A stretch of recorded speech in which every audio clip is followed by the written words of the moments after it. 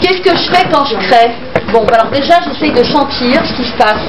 Par exemple, maintenant, j'essaye de sentir qu'est-ce qu'on attend de moi, qu'est-ce que je peux faire, comment je fais avec eux qui sont à côté. Et c'est ça aussi créer, c'est-à-dire c'est créer sa parole, c'est tous les jours créer sa parole.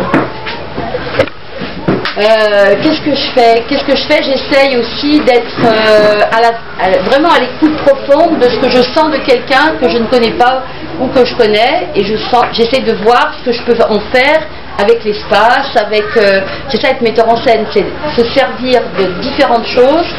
Être metteur en scène, c'est pas être toute seule sur une scène.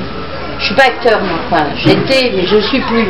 Ce qui m'intéresse, c'est vraiment comment je peux, de tout ça, en faire quelque chose qui soit intéressant pour d'autres gens qui viennent le voir.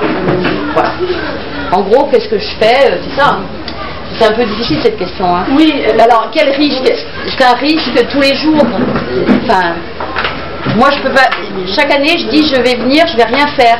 Je reste une semaine, au bout d'une semaine, j'en peux plus, quoi. Je deviens folle, je supporte plus, j'ai besoin de créer, quoi. Donc la deuxième semaine, je fais quelque chose ici, j'essaye en tout cas. Chaque fois, je ne sais absolument pas ce que je vais faire. C'est-à-dire que je n'amène pas une pièce toute prête de l'extérieur et j'amène pas une idée toute prête de l'extérieur. Je n'en sais rien ce que je vais faire. J'essaie de faire à mesure avec ce que j'ai. Voilà. C'est mon défi à moi et c'est mon défi à l'espace. Ceci dit, je pense que la création, c'est forcément d'abord une grande solitude obligatoire à des moments intérieurs et deuxièmement, une prise de risque permanente. C'est les seules choses que je peux dire pour l'instant. Alors attends, Nicole, tu m'as parlé des lieux. Par exemple, à l'espace, tu choisis des lieux, comment tu fais? Le lieu est important. Vas-y. Ben oui, parce que comme j'ai rien d'autre, la première chose qui me fédère, moi, à l'intérieur, et tout ce que j'ai, c'est de trouver le lieu qui va être le lieu qui va m'inspirer.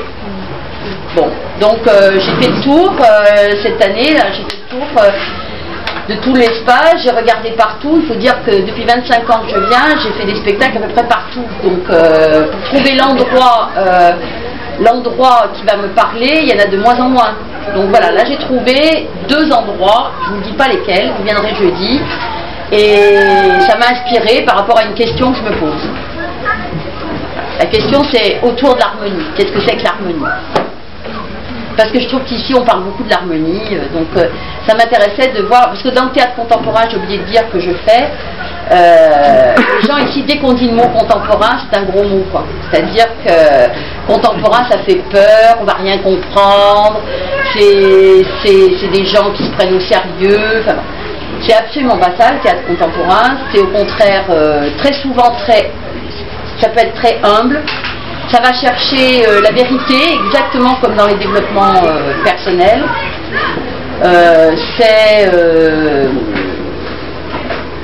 Oui, c'est toujours une prise de risque, et ça parle effectivement du monde qui va pas très bien quand même, et qui est plus dans la disharmonie, ce qui est normal. Mais enfin, ceci dit, Shakespeare, il parlait aussi du monde qui allait pas très bien. Hein. Il y a quelques années, Nicole, tu avais fait un spectacle et ça se terminait aux toilettes. Alors, c'était le premier spectacle que j'ai fait ici. Alors, juste une chose, c'est effectivement, c'est depuis que j'ai fait ce spectacle ici, je me suis attachée au lieu. C'est-à-dire que je n'arrivais pas à m'attacher au lieu tant que je n'avais pas fait un spectacle, marqué quelque chose. C'est là que j'ai commencé à être vraiment une fan de l'espace. C'était les fragments du discours amoureux de Barthes, de Roland Barthes, qui étaient, donc ça peut paraître tout de suite très intellectuel, les fragments du discours amoureux, mais pas du tout, c'est les pensées de Barthes sur l'amour. Même pensée que vous pouvez lire chacun d'ailleurs, sauf que c'est un peu mieux écrit que si on le disait comme ça.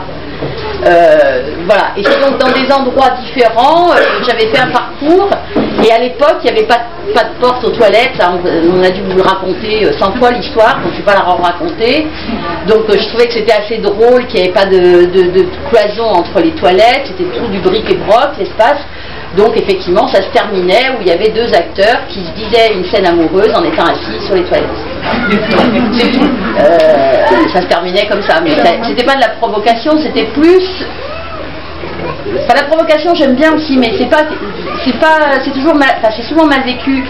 C'est plus sentir, enfin, je pense qu'un artiste, que ce soit Dom ou les autres, je pense que c'est sentir ce qui se passe vraiment, qu'est-ce qui se passe au moment où on est là, et comment on transforme ça pour en faire autre chose. Voilà, pour moi, c'est ça. Et encore une chose, on reviendra après, Nicole. Est-ce que c'est un réel travail? Comment tu nourris l'imaginaire le tien, l'imaginaire des autres? Comment tu fais?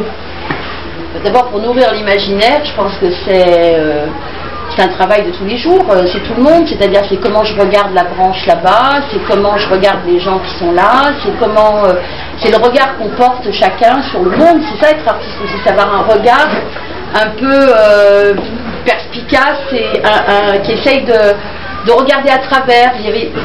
J'aime bien la définition aller voir l'invisible, mettre de la lumière dans l'invisible. On peut le dire comme ça. C'est-à-dire que c'est essayer de se nourrir de plein de choses. Bon, moi je vais beaucoup au théâtre, je vais beaucoup au cinéma, je lis beaucoup, je vais beaucoup à des expositions de peinture, et puis je parle beaucoup avec les gens aussi, et tout ça crée des images. Voilà.